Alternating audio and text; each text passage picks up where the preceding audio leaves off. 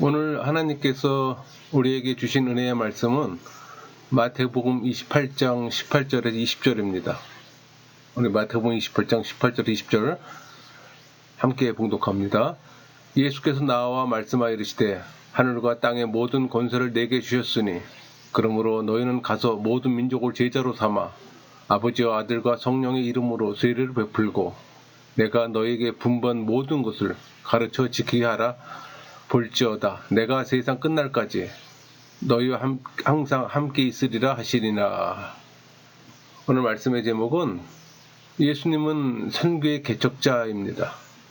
선포되는 말씀을 통해 하나님의 은혜를 경험하는 시간이 되기를 소망합니다. 여러분, 선교와 전도의 의미에 차이가 있을까요? 선교사라는 단어의 기원부터 살펴보면 영어의 미셔너리는 13세기 로마 카톨릭에 사용했어요. 그러니까 미셔너리의 의미는 세상에서 사도 생활과 사역을 위해 보냄을 받은 사람입니다. 그러나 이 단어가 오늘날의 선교사 개념으로 사용된 건 아니에요. 또 선교사 또는 선교라는 단어가 이 이후부터 그 의미를 가지고 꾸준히 또 사용된 것도 아닙니다. 이 선교란 단어는 라틴어 미토에서 나온 겁니다. 그 미토, 보내다라는 뜻을 갖고 있어요. 그러니까 우리 마태복음 28장 18절에서 20절은 대위임령의 명령입니다.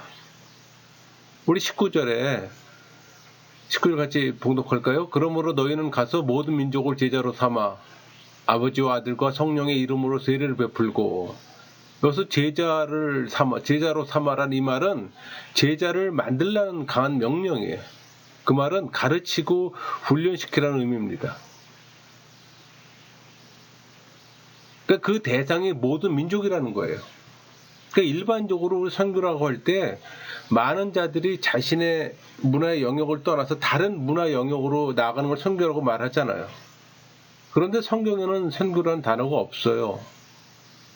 이 마태복음 28장 19절에 너희는 가서 이 단어가 있고, 또 마가복음에 또 이르시되 너희는 온 천에 다니며 만민에게 복음을 전파하라. 그러니까 이거 갖고서 미션이라는 의미라고 단정하기 좀 약해요.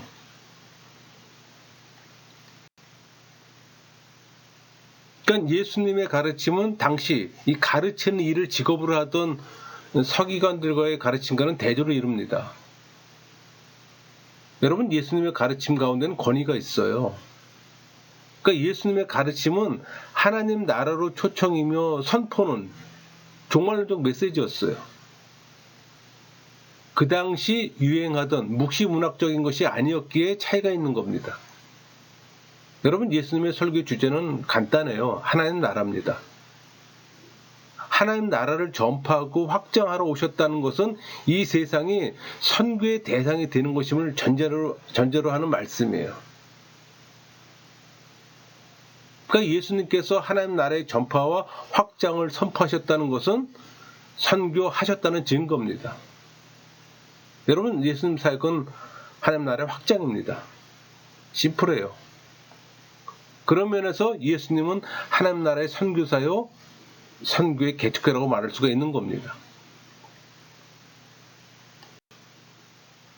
여러분, 우리 누가복음에는 시몬의 유명한 찬양시가 나오잖아요. 누가복음 2장 32절 이방을 비추는 빛이요 주의 백성 이스라엘 영광이니이다 하니, 이방을 비추는 빛이라고 증거합니다. 그러니까 빛은 또 성경에서 하나님의 거룩하심과 의로우신 성품을 나타내는 상징이잖아요. 또 하나님의 계시와 생명의 상징으로 또 언급됩니다. 그러니까 이런 말씀은 그리스도의 구속사역으로 말미암아 완전한 또 성취를 보게 됩니다. 여러분, 예수님은 이스라엘의 영광이에요. 왜냐하면 온 세계 만민을 위한 구원의 길이 다윗의 후손으로 오신 예수님을 통해서 열렸기 때문이에요.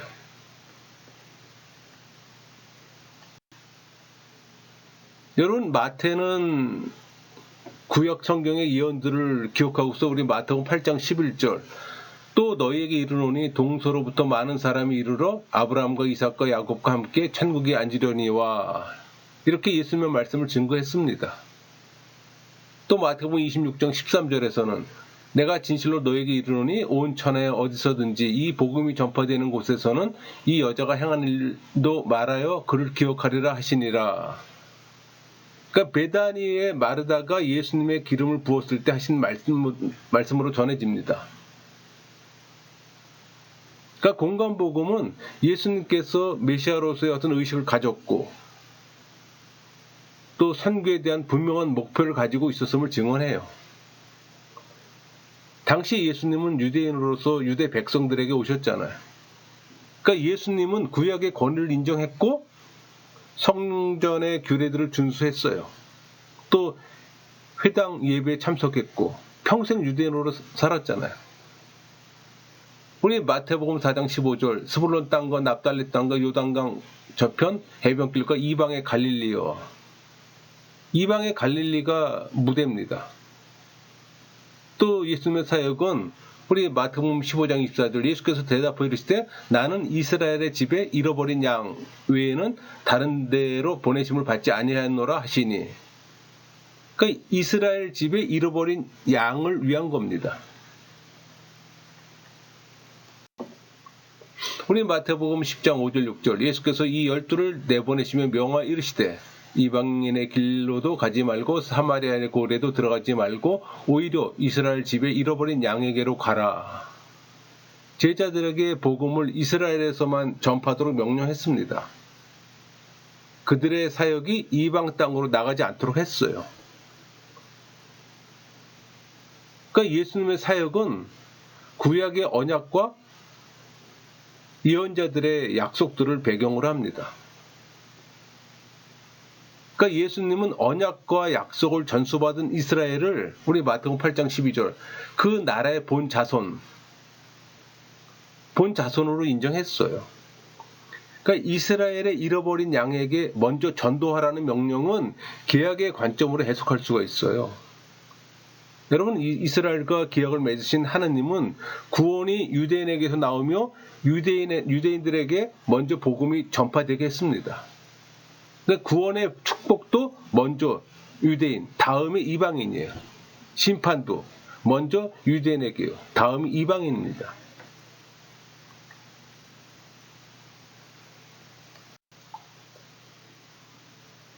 예수님의 사역은 하나님의 약속을 성취했잖아요.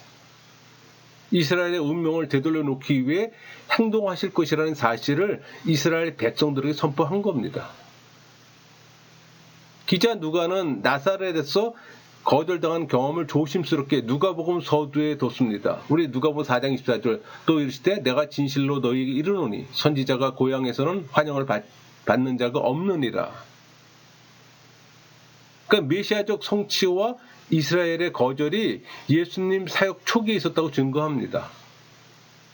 또 마가는 갈등과 거절의 경험을 처음부터 서술해요. 그게 마가복음 2장 20절이잖아요. 그러나 신랑의 빼앗길 날이 이르리니 그날에는 금식할 것이니라. 그러니까 마가는 예측했던 예수님의 사역의 종말이 급작스럽게 다가올 것을 암시하는 한 구절로 기록했던 겁니다.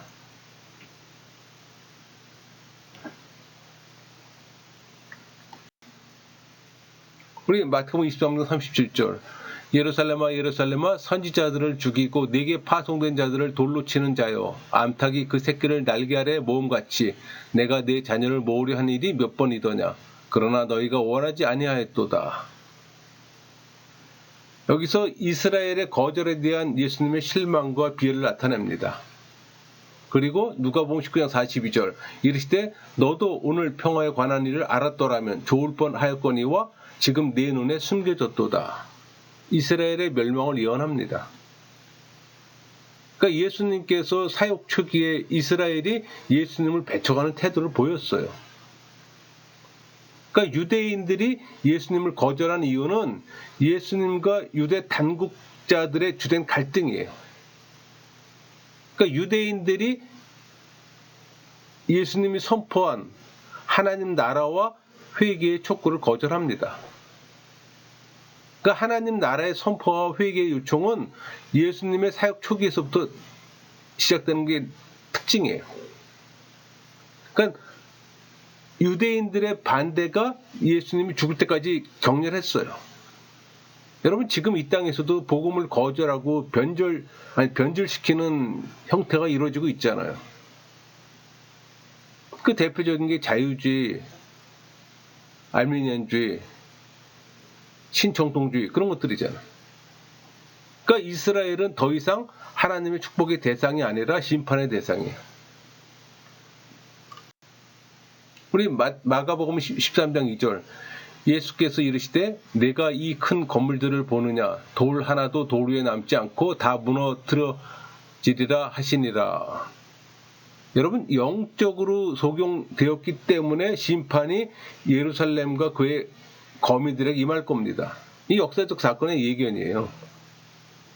그러니까 이스라엘은 하나님의 백성으로 존재하지 못할 겁니다. 그러니까 심판에 경고하는 많은 말씀들이 예수님 시대의 악한 세대들에게 전해졌어요. 전해졌다기보다 주어졌다고 말하는 게 맞겠네요. 그러니까 예루살렘의 마지막 주관은 예수님과 서기관, 바리새인, 사두개인들의 갈등으로 계속되잖아요. 우리 마태복음 21장 43절 그러므로 내가 너에게 이르노니 하나님의 나라를 너희는 빼앗기고 그 나라에 열매 맺는 백성이 받으리라.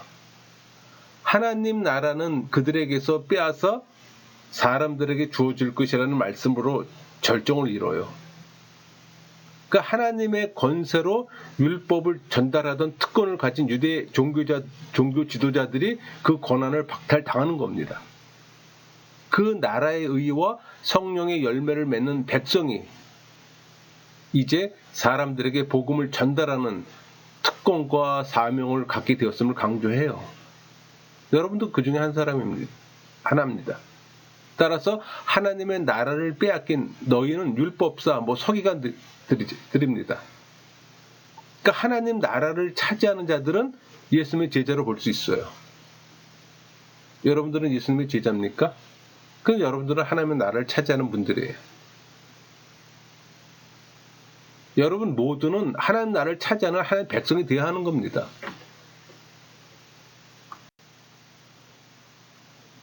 여러분 이스라엘이 예수님을 배척하는데 반대로 이방인들이 예수님께 자발적으로 나오는 걸 복음서에서 언급합니다. 그러니까 동방 박사들의 방문, 가버나움의 백부장의 방문, 사마리아인들의 집단 개종, 헬라인의 방문은 이방인들의 자발적 도래를 예언한 구약 예언의 성취입니다. 특히 이 백부장의 믿음을 칭찬한 예수님은 우리 마태복음 8장 11절 12절 또 너희에게 이르노니 동서로부터 많은 사람이 이르러 아브라함과 이삭과 야곱과 함께 천국에 앉으려니와 그 나라의 본 자손들은 바깥 어두운 데 쫓겨나 거기서 울며 이를 갈게 되리라. 이스라엘의 유기를 예언한 겁니다. 우리 11절은 열방의 만민들에게 복음이 전파돼 복음을 믿고 구원받는 자들이 신앙의 선진들과 함께 천국 잔치에 참여될 걸 지금 의미하는 거예요. 12절은 예수님께서는 혈통적 순수성만으로 천국을 기업으로 얻을 수 없었기에 결국 나라의 본 자손들이 바깥 어두운 데 쫓겨날 것을 지금 언급하는 겁니다. 오늘날 하나님의 말씀이 빛을 내는 곳은 하나님이 함께하는 하나님의 통치 영역이에요. 여러분 그 영역 안에 들어가야 되는 겁니다. 그래야 진정 하나님의 백성인 거예요. 단순히 종교생활하는 건 아무 의미가 없어요. 여러분 진리의 말씀이 없고 하나님의 빛이 없는 곳은 사단이 지배하는 어두움과 죽음의 세계임을 우리는 이해해야 합니다. 이 단순한 진리를 알기에는 너무나 많은 시간과 과정이 있어요. 여러분 복음서 기록은 이방인들이 자발적으로 예수님께로 나오시는 이 구심 원시적 선교를 이야기합니다. 동시에 예수님이 이방인들에게 나아가는 원심적 선교를 또 이야기하기도 해요.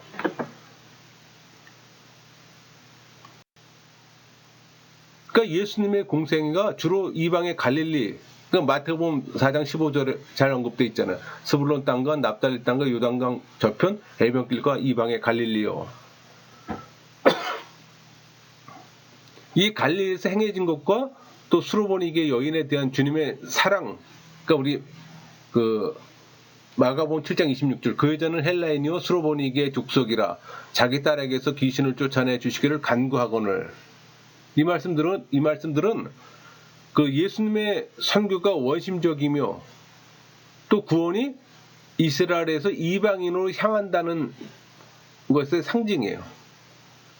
그러니까 예수님은 이방 땅 두로와 시돈이 오히려 벳세다보다 복음에 더 수용적이었음을 지적하잖아요.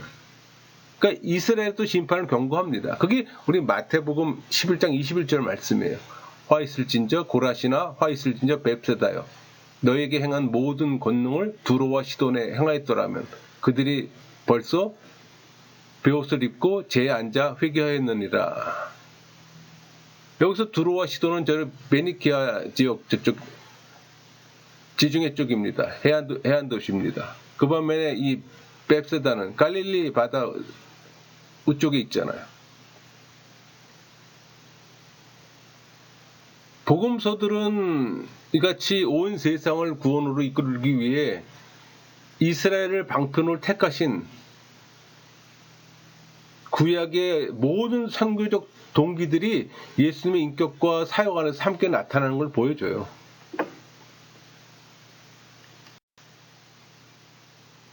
여러분, 예수님 부활 전까지는 구체적인 선교 소명에 대한 언급이 없었어요. 그러나 공관복음은 부활과 온 세계에 대한 선교와의 독특한 관계를 언급합니다. 그러니까 공관복음이나 요한복음이 모두 부활의 선언에서 결정을 이뤄요. 또 그것으로부터 선교적 소명이 주어지는 것으로 끝을 맺고, 그런 점은 아주 두드러진 특징입니다. 그 중에서 가장 분명한 구절이 바로 오늘 본문 말씀인 마태복음 28장 18절에 20절 말씀입니다. 다시 한번 봉독할까요? 예수께서 나와 말씀하 이르시되 하늘과 땅의 모든 권세를 내게 주셨으니 그러므로 너희는 가서 모든 민족을 제자로 삼아 아버지와 아들과 성령의 이름으로 세례를 베풀고 내가 너에게 분부한 모든 것을 가르쳐 지키게 하라. 볼지어다 내가 세상 끝날까지 너희와 항상 함께 있으리라 하시니라. 진정 모든 권세를 가진 예수님이 위임한 권세와 명령을 가지고 언제 어디서나 복음 전하는 길을 가는 선교사들이 바로 신앙인이에요. 여러분, 여기서 제자란 그리스도의 권세 있는 교훈의 멍에를 매합니다. 내가 제자라고 해서 제자인 게 아니에요. 예수님이 말이기 때문에 진리로 받아들이는 거예요. 그리고 또 예수님의 요구이기 때문에 그 요구의 정당성을 인정하고 순종해야 하는 겁니다. 그게 제자잖아요. 그러니까 진정 제자들은 예수님의 가르침을 듣고 이해하고 순종하는 자들이에요. 여러분, 제자는 선포와 응답을 모두 필요로 하는 존재이기 때문에 제자를 삼아라는 말 속에는 회개의 신앙을 이끌어내는 복음의 선포가 은연중에 내포되어 있어요.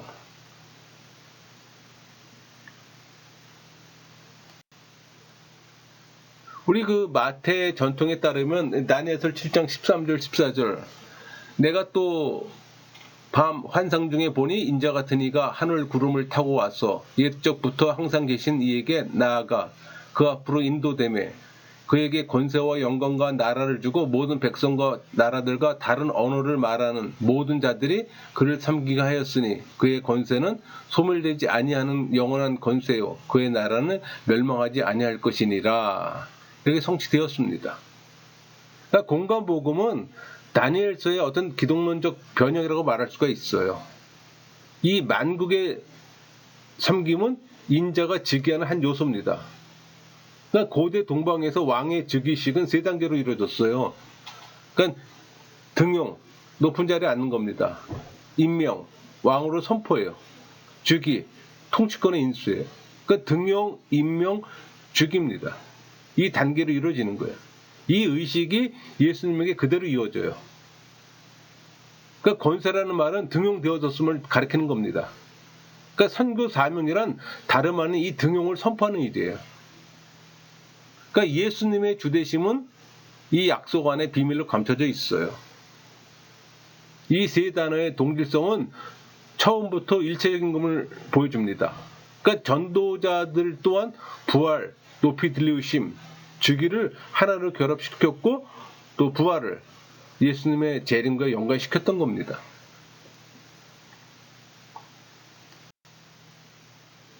여러분, 복음의 선포란 만민에게 그리스도의 주되심을 선포하는 일이잖아요. 복음이 주님의 부활 이후 새로운 형태를 취하게 되었다는 점을 지금 마태복음은 증거합니다. 우리 마태복음 26장 64절 예수께서 이르시되 내가 말하였느니라. 그러나 내가 너에게 이르노니 이후에 인자가 권능의 우편에 앉아있는 것과 하늘 구름을 타고 오는 것을 너희가 보리라 하시니. 이 예언도 부활과 함께 이루어져 어떤 등용과 죽에 해당되는 거예요. 그러니까 예수님의 주되심과 선포가 종말론의 성취예요. 또 바로 이것이 역사를 이루고, 그러니까 부활로서 통치자가 즉위하고 만민에게 통치자가 선포되는 새로운 시대가 시작된 겁니다. 여러분, 선교는 주 대신 그리스도의 부르심이에요. 그 부르심엔 성령 세례가 전제되어야 합니다. 내가 십자가를 체험하지 못했는데 어찌 복음을 전하겠습니까? 체험하지 못했기에 전도를 못하고 초청만 하는 거예요. 우리 교회 한번 오세요. 우리 목사님 말씀 좋아요. 이게 초청이지 전도입니까? 전도 아니에요. 전도는 내가 십자가를 체험하고 그 십자가를 전해야 되는 겁니다. 그러니까 지금 상당수는 종교인의 초청만 이루어지기, 말은 전도대회라고 말하면서 실질적으로는 종교인들의 초청만 이루어지는 거예요.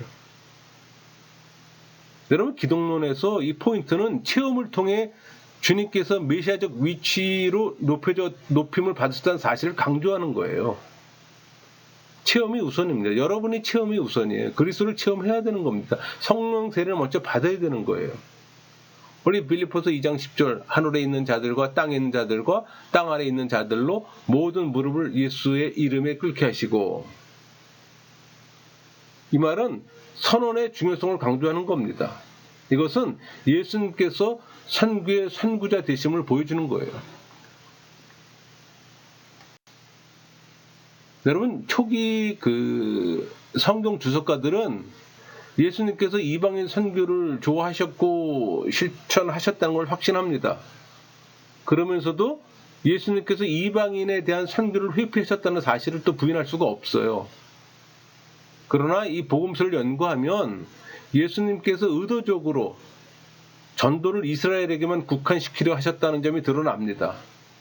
그렇기 때문에 이것은 이제 논쟁의 여지가 없어요. 우리 마태복음 15장 24절 예수께서 대답하여 이르시되 나는 이스라엘의 집에 잃어버린 양 외에는 다른 데로 보내심을 받지 아니하였노라 하시니, 여기서 나는 이스라엘 집에 잃어버린 양 외에는 다른 데로 보내심을 받지 아니하였노라, 이렇게 명백한 진술이 있잖아요. 그러니까 기독교를 설명함에 있어서 선교를 빠뜨리고 이야기한다는 건 불가능해요. 마치 구원을 설명함에 있어서 성령 세례를 빼놓고 이야기하는 것과 동일합니다. 여러분, 구원 강의를 하면서 성령 세례를 빼놓고 얘기하면 핵심을 빼놓고 얘기하는 건 마찬가지예요. 또 교회는 선교로 시작되었고 확장되었고 성장했잖아요. 결국 선교로 말미암아 주님 오시기 때문입니다. 근데 교회가 선교를 안 한다? 그럼 종교 집단이죠. 천국 복음이 모든 민족에게 전파될 때 세상은 끝이 날 것이라고 주님이 마가복음 16장에서 말씀하셨잖아요. 그러므로 교회가 선교의 정열을 불태우는 것은 지극히 당연해요. 그래서 선교를 등한시하는 교회는 참교회가 아닙니다. 선교하지 않는 교회는 종교 집단이에요. 그러니까 그 교회의 존재 가치는 선교와 전도에 있어요. 그러나 이 선교와 전도라는 이 열정의 근거가 어디에 있어야 하느냐에 대해서는 의견이 분분합니다. 여러분, 그 예수님의 이방 선교를 부정하는 사람들은 우리 마태복음 10장 5절 예수께서 이 12를 내보내시며 명하여 이르시되 이방인의 길로도 가지 말고 사마리아인의 고을에도 들어가지 말고, 그러니까 이방인의 길로 가지 말라는 초기의 전도 명령과 후기 그 마태복음 28장 19절 20절의 사이에 모순되는 이 갈등 때문에 쉽게 선교 어떤 일관성과 예수님의 선교 의지를 또 부정하는 자들도 있어요. 근데 이런 갈등이 존재하는 이유는 그것이 하나님과 이스라엘과 맺어진 과거의 언약 때문이었음을 알 수가 있어요. 그러니까 사도 바울은 복음과 선교가 로마서 1장 16절 내가 복음을 부끄러워하지 아니하노니 이 복음은 모든 믿는 자에게 구원을 주시는 하나님의 능력이 됨이라. 먼저는 유대인에게요 그리고 헬라인에게로다. 그래서 먼저는 유대인에게요 그리고 헬라인에게라는 이 말씀을 통해 구원과 복음이 먼저 유대인에게서 나오는 걸 알려주는 겁니다. 이어서 유대인들이 복음을 거절한 결과로 이방인에게로 이 복음이 전파될 것이 구약의 예언이라는 거예요. 결론적으로 말해 말씀이 육신이 되어 이 땅에 오신 예수 그리스도는 지상 생애를 통해 구원의 기초를 마련했어요. 또 유대인에게서 이방인에게로 이어져 가는 이 구원의 논리적 순서와 시간적, 공간적 과정을 또 설명해 줍니다. 그것을 공간 복음의 분석을 통해서 확인할 수가 있는 거예요. 여러분, 예수님은 사역과 가르침을 통해 제자들에게 의도적으로 선교를 가르쳤어요. 또 훗날 교회가 이 선교 명령을 실천하는 가운데서 더욱 선교에 대한 깊은 이해를 이 복음서 연구를 통해 깨닫고 복음을 전했다는 것을 알 수가 있습니다. 이제 교회는 예수님이 마련한 이 구원의 근거 십자가 위에서 그의 교회를 든든히 세워야 합니다. 분열이 있어서는 안 돼요. 여러분, 분열하는 교회는 참교회가 아니에요. 목회자와 성도가 문제 있게 발성하는 인본주의의 결과물입니다. 또 문화와 지적 한계를 초월한 선교를 계속해야 합니다. 그러니까 예수 그리스도가 그의 생애를 받고 우리에게 주신 이 영생의 생명과 구원에 대한 답변이에요. 여러분, 신앙인들은 복음 전파에 왜 최선을 다해야 할까요? 복음 전파는 성령으로 거듭난 성도의 의무요, 또 부활하신 그리스도께서 지상에서 남기신 최대 명령이기 때문입니다. 우리 마가복음 16장 15절 또 이르시되 너희는 온 천하에 다니며 만민에게 복음을 전파하라. 예수님께서는 제자들에게 위대한 선교적 사명을 부여하셨어요. 또 다른 전도자의 전도로 구원을 얻은 신앙인은, 여러분들은 불신자에게 복음을 전할 의무가 있는 복음의 빚진 자이며 이 빚을 갚을 길은 복음 전파밖에 없습니다. 사도 바울은 이 복음 전파를 자신의 사명으로 알았어요. 복음을 전하지 않으면 자기에게 화가 미칠 거라고 고백했습니다. 우리 고린도전서 9장 16절 내가 복음을 전할지라도 자랑할 것이 없으면 내가 부득불할 일임이라. 만일 복음을 전하지 아니하면 내게 화가 있을 것이로다. 사도 바울이 선교 사역을 감당한 것은 그 일을 통해서 갖게 되는 즐거움과 보람이 아니에요. 그 사명이 그리스도로부터 주어진 일이기 때문입니다. 그가 하지 않으면 안 되는 일로 인식하고 있었기 때문이에요. 그가 열정적으로 헌신할 수 있었던 것은 자신의 의지에 따른 것이 아니에요. 그는 예수님과 성령에 사로잡혀 있었습니다. 날마다 주의 계시에 민감했어요. 그러니까 바울이 복음 전파 사역을 감당할 수 있었던 것은 오직 하나님 은혜에 의해서만 가능합니다. 그래서 신앙인의 모든 행위는 은혜에서 비롯된다는 사실을 깨달아야 합니다.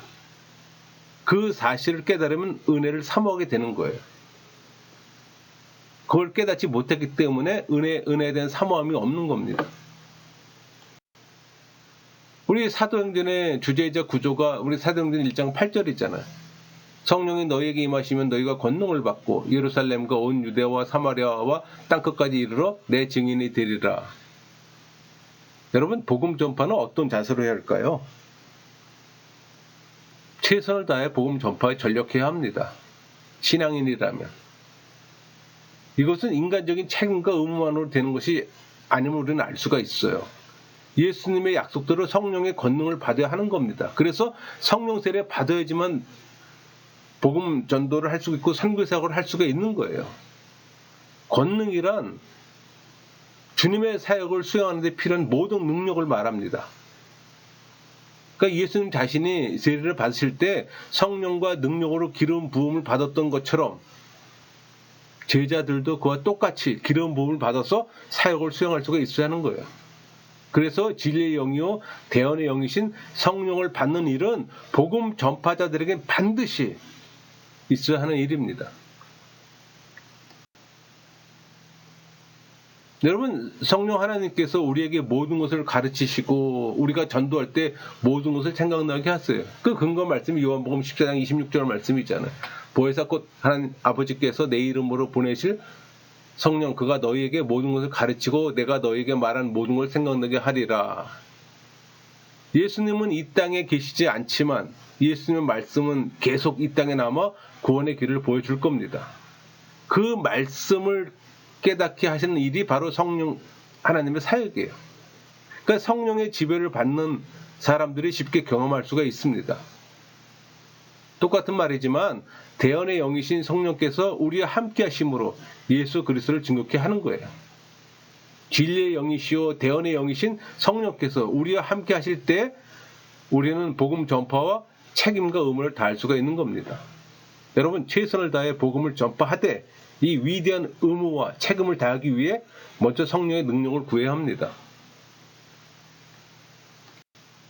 우리 로마서 8장 26절, 이와 같이 성령도 우리의 연약함을 도우시나니 우리는 마땅히 기도할 바를 알지 못하나 오직 성령이 말할 수 없는 탄식으로 우리를 위하여 친히 간구하시느니라. 하나님은 말씀으로 가르치시고 또 우리의 기도를 도우시고 영과 진리로 하나님을 예배하도록 인도하십니다. 그러니까 성령께서는 우리가 연약해 있을 때 짐을 덜어주고 또 곁에서 세워주며 붙들어주세요. 여러분, 그거 경험하셨나요? 경험하시면서 살아야 되는 겁니다. 우리의 심령 속에서 우리가 하나님께 드리기 합당한 기도를 하도록 감화하세요. 성령께서는 우리의 마음을 감화하시되 이 같은 기도들이 간절한 까닭에 하늘에까지 상달되도록 도와주세요. 기도하는 사람들에게 이보다 더 좋은 게 있을까요? 저는 없다고 봅니다. 여러분이 하는 기도가 땅에 떨어지지 않고 하늘에 상달되도록 도와주시는 게 성령 하나님이에요. 여러분 심령 안에 성령 하나님이 내주하고 계시다면 도와주실 거예요. 내주하지 않는다면 허당이. 우리 사도행전 1장 8절, 오직 성령이 너희에게 임하시면 너희가 권능을 받고, 이 말은 지혜와 권능으로 주님의 일을 하게 힘을 주신다는 얘기예요. 또 생활 속에서 성령의 열매를 맺게 하심으로 우리의 삶을 윤택하고 복되게 돌보아 주세요. 여러분이 하는 게 아니에요. 온갖 은사를 주심으로 성령의 능력을 체험케 하시고 또 주님의 교회를 굳건히 세워 나가도록 하십니다. 그러니까 사단의 세력을 믿음으로 이기게 하시고 또 세상 끝날까지 인내로 선한 싸움을 싸워 끝내 승리하게 하실 겁니다. 우리 요한복음 14장 16절, 보혜사를 너희에게 주사 영원토록 너희와 함께 있게 하리니. 신앙인들의 인생과 사역의 파트너로 그분이 우리 곁에 서 계신 겁니다. 여러분이 성령 세례를 받았다면 늘 우리 곁에서 도우시는 성령 하나님 인도하심에 순종하는 사람은 인생과 사역에서 실패하는 법이 없어요. 그러니까 성령 하나님을 세속적으로 이용하지 않는다면 신앙인은 축복받은 삶입니다. 정리할게요. 여러분, 기독교는 선교의 신앙입니다. 그러나 그 열정의 동기나 방법에 대해서 설명하면 많은 의견이 있어요. 근데 이에 관련된 기초는 물론 복음서의 기록을 얼마나 사실로 믿는가에 달려 있습니다. 오늘날 많은 교회들이 선교에 헌신하고 있지만 동기나 방법을 어디에 근거해 추진하느냐에 따라 그 열매도 달라집니다. 기독교의 선교가 편파적인 것도 따지고 보면 성경을 잘못 해석한 결과예요. 오히려 자유주의적으로 분석한 결과입니다. 그러므로 이 공간 복음을 살펴본 대로 예수님이 선교적 의도를 가지고 제자들을 가르쳤다는 사실을 받아들여 구체적으로 그것을 실천하는 것이 현대 교회의 책임이에요. 또 다음 세대에 전파해야 할 사명이기도 합니다. 여러분, 교회 기능이 있잖아요. 예배, 교육, 선교, 봉사, 성도 간의 교제. 그 어느 것 하나 소홀히 해서는 안 되는 거예요. 왜? 그게 신앙인의 삶이기에. 성경에서 가르친 걸 바로 알고 바로 행하는 것이 중요한 시대입니다. 말씀 마치겠습니다.